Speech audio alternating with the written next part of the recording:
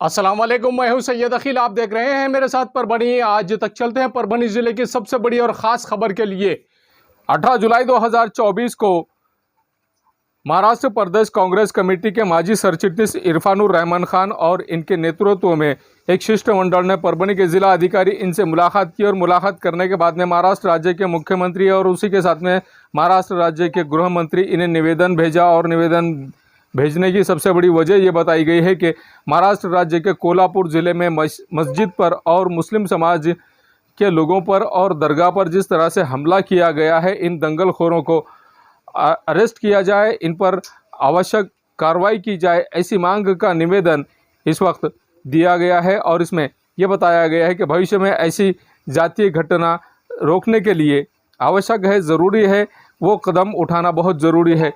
ऐसी मांग का निवेदन परभनी के जिला अधिकारी इनके ज़रिए से मुस्लिम समाज की भावनाओं को जो दुखाया गया है, और मुस्लिम समाज ने हमेशा हिंदू समाज की भावनाओं का ख्याल रखा है, लेकिन उसके बावजूद भी मुस्लिम समाज के साथ में जो बर्बरियत हो रही है, उसी के चलते ये निवेदन दिया गया है महाराष्ट्र राज्य के मुख्यमंत्री और गृह मंत्री इन्हें। इस वक्त इस शिष्टमंडल में इरफानुर रहमान खान सीनियर लीडर और उसी के साथ में मोइन मौली माजी नगर सेवक, शेख मतीन अल्पसंख्यक अध्यक्ष परभनी शहर, खदीर लाला अध्यक्ष जिला ग्राहक मंच, सत्तार पटेल माजी शहर अध्यक्ष कांग्रेस अल्पसंख्यक विभाग, वाजिद जागीरदार सचिव MPCC अल्पसंख्यक सेल, माजिद जागीरदार माजी नगर सेवक, अतिकुर रहमान सचिव MPCC अल्पसंख्यक, काजी इरशाद युवा नेते, एज़म खान सरचिटनीस युवक कांग्रेस परभनी, यूनुस खान, असलम खान, मोइन चाउस इंजीनियर, हिदायत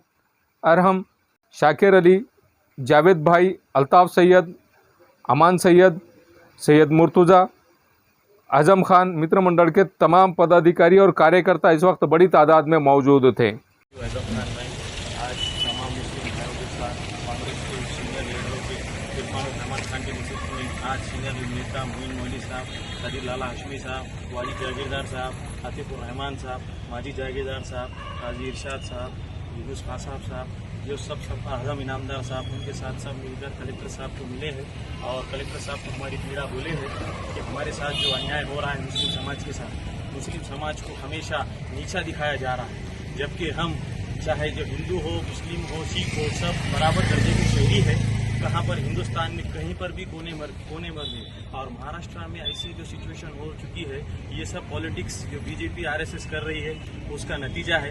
मगर हम सिर्फ CM साहब को, डिप्टी CM साहब को कलेक्टर के थ्रू निवेदन दिए है कि जिसने भी मस्जिद में, मदरसों में घुसकर जो तोड़फोड़ की है, कुरान की आयतें जलाए हैं, जिससे हमारा बहुत दुख हुआ है, हमें पीड़ा है, उसको सबसे फास्टली एक्शन लेकर उनको अरेस्ट किया जाए। और अरेस्ट कर सारे महाराष्ट्र में, सारे इंडिया में ये मैसेज जाएगा कि सरकार एक्शन ले रही है तो मामला थमेगा। लोग नाराज हो रहे हैं, लोग आंदोलन कर रहे हैं, मुस्लिम समाज में नाराजगी है। तो हम सिर्फ एक ही रिक्वेस्ट करने मुख्यमंत्री साहब को वाया कलेक्टर के थ्रू आए हैं और हमने रिक्वेस्ट किया है, बस। धन्यवाद। राष्ट्रमंडल परभनी का पीसफुल जो है, सब लोग नागरिक और कांग्रेस के सब पदाधिकारी, सीनियर जूनियर सब लोग पूरे यहाँ पर एक शिष्टमंडल जो गया है कलेक्टर साहब को दिए हैं हमने। जो कोल्हापुर में वाक़या हुआ ये दुर्भाग्यपूर्ण है, इसलिए कि आज तक जो है इस किस्म का धार्मिक स्थलों पर कभी हमला ऐसा नहीं हुआ था। अपने पास महाराष्ट्र में ख़ास तौर पर, बिहार UP वगैरह में होता है, मगर महाराष्ट्र में इस किस्म की यहाँ पर ये शाहू अम्बेडकर का ये जो जगह है, ये यहाँ पर संतों की भूमि है। इस भूमि में कभी भी वेंडलिज्म, गुंडाइज्म ऐसा नहीं हुआ। लेकिन दुर्भाग्य से एक ऐसा सीन देखने को मिला है जो बिला वजह हुआ, और उससे एक किस्म का युवकों में ख़ास तौर पे एक किस्म का कम्युनिटी को तो टारगेट कर रहे हैं। तो ये कम्युनिटी को टारगेट किया जा रहा है, और अब हो सकता है वो इलेक्शन के वास्ते करना चाह रहे होंगे BJP वाले, तो मैं वो ठीक है, उनका इलेक्शन का जो है करना है, मगर इसकी वजह से शहर का अमनो अमान ख़राब नहीं होना, हमारे महाराष्ट्र का स्टेट का अमनो अमान ख़त्म नहीं है। यहाँ सब पीसफुल, हिंदू, मुसलमान, सिख, ईसाई सब पीसफुल तरीके से रहते हैं, मोहब्बत से रहते हैं। उस मोहब्बत को, पीसफुल को कायम रखना, उसको मेंटेन करने की जिम्मेदारी हमारे माननीय मुख्यमंत्री, गृह मंत्री और जो भी पदाधिकारी हैं उन सब की है। हमने आज माननीय कलेक्टर साहब को जो है निवेदन दिया है इसके लिए कि आप फ़ौरन यहाँ के जो हालात है और बच्चों में जो गुस्सा है, लोगों में जो गुस्सा है, इस गुस्से को वो देखते हुए आप फ़ौरन यहाँ से इसको सीएम साहब को, मुख्यमंत्री जी को, उप मुख्यमंत्री जी को, साथ ही साथ हमारे गृह मंत्री को ये मैसेज दीजिए कि इस किस्म का माहौल महाराष्ट्र में ख़राब करने की कोशिश हो रही है। इसको क्रश करना बहुत ज़रूरी है, वरना ये होगा कि इस तरह का मामला अगर आगे फैला तो ये हमारे लिए अच्छा नहीं है। और ये हमारी जो भाईचारगी है, गंगा जमीन जो तहजीब है, ये तहजीब को चाक लगने का जो जवाब है, ये आज हमारी जिम्मेदारी है। हमने अब तमाम पदाधिकारियों ने एक बैठक ली और बैठक में सब लोगों ने सहमति से वो कहा कि ये चीज़ को मुख्यमंत्री जी और गृह मंत्री जी को और माननीय कलेक्टर साहब के निगरानी ये चीज़ भेजना चाहिए। इस वजह से ठहराव हुआ और इस ठहराव के तहत में हमने एक निवेदन बनाया, उसको निवेदन हमने दिए हैं। और अभी सभी क्यों मैं बार बार यही विनती करूंगा मुख्यमंत्री से और ख़ास तौर पे गृह मंत्री से कि ये सिचुएशन को आप आगे मत होने दीजिए, इसको कंट्रोल कीजिए और जो लोग जिन्होंने गुंडागर्दी की है उनको फ़ौरन एक्शन लिया जाए, उनको खिलाफ उनके एक्शन लिया जाना, इस तरह का मैसेज होना बहुत ज़रूरी है आजकल के हालात। धन्यवाद। ये न्यूज़ खबर की हमारे परभणी आज तक के कार्यकारी संपादक बाबरुद्दीन सिद्दीकी, 24/7 माझा महाराष्ट्र न्यूज़ चैनल के कार्यकारी संपादक Sattar Khan Pathan, the Fact Today के कार्यकारी संपादक सलीम खान उर्फ जुल्फू सर, परभणी टुडे के कार्यकारी संपादक सैयद अयान, परभणी आज तक के मराठवाड़ा ब्यूरो चीफ सोहेल तांबोली, 24/7 माझा महाराष्ट्र न्यूज़ चैनल के मराठवाड़ा ब्यूरो चीफ फिरोज खान पठान, परभणी आज तक के जिला प्रतिनिधि सैयद मोबिन सैयद इस्माइल, परभणी आज तक के शहर प्रतिनिधि शेख सद्दाम शेख निज़ाम, 24/7 माझा महाराष्ट्र न्यूज़ चैनल के जिला प्रतिनिधि शमीम खान पठान, इन्होंने मिलकर मैं हूं सैयद अखिल। आप देखते रहिए मेरे साथ परभणी आज तक। आप हमारे चैनल को सब्सक्राइब करें, सब्सक्राइब करने के बाद बेल आइकन का बटन जरूर दबाएं।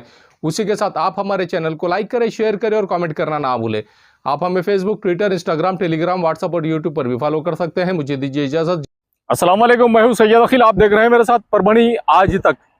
ये परभणी शहर का इफ्तिखार पार्क और इफ्तिखार कॉलोनी का एक रास्ता है जो धार रोड से होता हुआ ये सीमेंट का रास्ता आप मेरे पीछे देख रहे हैं जो इफ्तिखार कॉलोनी को जा रहा है। स्काई लाइन कंस्ट्रक्शन की जानिब से ये सर्विस दी जा रही है और एनए कलेक्टर लेआउट जो यहाँ पर प्लॉटिंग निकाली गई है स्काई लाइन कंस्ट्रक्शन की जानिब से, ये सुविधा परभणी शहर के धार रोड से होते हुए इफ्तिखार कॉलोनी में और इफ्तिखार पार्क में डायरेक्ट ये सीमेंट रास्ता दिया गया है और ये रास्ता पूरी तरह से उस कॉलोनी को जोड़ने के लिए दिया गया है। हम आपको पूरा रास्ते का लोकेशन देते हैं कि किस तरह से धार रोड से होता हुआ ये इफ्तिखार कॉलोनी और इफ्तिखार पार्क को ये रोड रास्ता सीमेंट रास्ता अटैच हो रहा है। यहाँ पर बड़ी व्हीकल्स नहीं आना, 4 व्हीलर व्हीकल्स नहीं आना, इसके लिए ये इंतजाम किया गया है। इस तरह के यहाँ पर ये बैरिकेड्स लगाए गए हैं। यहाँ पर सिर्फ 2 व्हीलर और 3 व्हीलर ही आना, यहाँ के इस बस्ती के लिए ही यहाँ पर ये सर्विस दी गई है। ये सर्विस सिर्फ इफ्तिखार कॉलोनी के वासियों के लिए ही स्पेशली दी गई है। परभणी शहर के धार रोड से होता हुआ जो सीमेंट रोड है, ये cement road sky line construction के सर्वे सरबा मेराज सिद्दीकी इनकी जानिब से बनाया गया है इफ्तिखार पार्क और इफ्तिखार कॉलोनी के लिए। जो रास्ता हम आपको बता रहे हैं, ये जो लोकेशन हमने आपको बताया है, ये धार रोड से होता हुआ इफ्तिखार कॉलोनी और इफ्तिखार पार्क के लिए स्पेशली ये जो रास्ता बनाया गया है सीमेंट रास्ता, ये यहाँ से टर्न होता हुआ ये इफ्तिखार कॉलोनी और इफ्तिखार पार्क में इस तरह से जा रहा है। ये नज़ारा हम आपको सिर्फ और सिर्फ परभणी आज तक पर बता रहे हैं। ये नज़ारा आप देख लीजिए कि किस तरह से यहाँ से शुरू हो रही है इफ्तिखार पार्क और इफ्तिखार कॉलोनी की ये प्लॉटिंग। रास्ता तो आपने देख लिया है कि किस तरह से यहाँ पर इफ्तिखार पार्क और इफ्तिखार कॉलोनी में आने के लिए जो लोकेशन हमने आपको बताया है धार रोड से होता हुआ जो सीमेंट रोड स्पेशली बनाया गया है स्काई लाइन कंस्ट्रक्शन की जानिब से, ये इफ्तिखार कॉलोनी और इफ्तिखार पार्क की एनए लेआउट की पूरी प्लॉटिंग है। और एनए लेआउट की पूरी प्लॉटिंग आप ये देख लीजिए कि यहाँ पर लाइट की सुविधा किस तरह से अवेलेबल करा कर दी गई है। और लाइट की सुविधा के अलावा यहाँ पर हर प्लॉट के सामने 2 झाड़ लगाए गए हैं। ये झाड़ भी देख लीजिए 15 से 20 फीट ऊंचे ये झाड़ है और हर प्लॉट के सामने झाड़ है। हर प्लॉट के सामने नल का कनेक्शन है। हर प्लॉट के सामने नाली बनी हुई है। सीमेंट और कंक्रीट में जो नाली बनी हुई है, ये नाली भी स्पेशली इस प्लॉटिंग के लिए ही बनी हुई है। अब ये देख लीजिए कि किस तरह से यहाँ पर रास्ते का काम किया गया है और इस रास्ते के काम को अच्छी तरह से डेवलप किया गया, अच्छी तरह से इस रास्ते को सीमेंट रोड को बनाया गया है। इफ्तिखार पार्क में जो सर्विस दी जा रही है, गट्टू के रास्ते का काम शुरू है, गट्टू बिठाना चालू है। जिस तरह से यहाँ पर सीमेंट रोड बनाया जा रहा है, सीमेंट रोड के अलावा यहाँ पर दोनों साइड से जो गट्टू बिठाए जा रहे हैं, ये गट्टू का पूरी तरह से काम शुरू है। और यहाँ इस तरह से एंजॉय करते हुए लोग जाते हुए भी नजर आ रहे हैं आपको इस सीमेंट रोड से।